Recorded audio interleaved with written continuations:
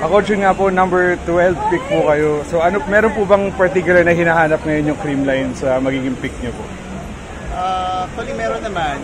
Depende lang din sa situation na mangyayari kung sino yung 1 to 11 na makikita.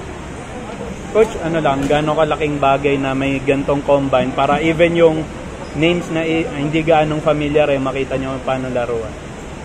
Malaking bagay yung drop combine kasi syempre lahat may chance magpakita ng skills.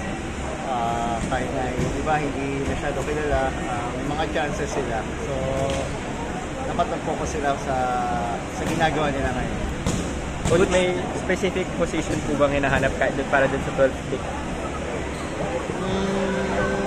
Sa lahat ng position may may strategy. Kaso yun nga, depende kung sino yung top 11 kasi number 12 kami. So napakahirap mag-specific ng isang position lang. So coach, yun nga po na-announce rin yung import niyo si Erica. So kamusta naman po yung pag-gel niya sa team so far? As of now, okay naman kasi time lang talaga yung mapagsabi. Kasi very young yung import namin, so madaling maka-adapt ng system. And coach, yun po kay Gemma po sa Alas, may clarity na po ba kung makakalaro po siya ngayong reinforced o hindi muna po dahil sa national team?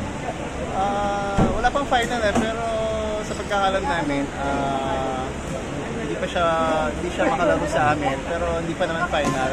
So kami rin naghihintay kami ng decision.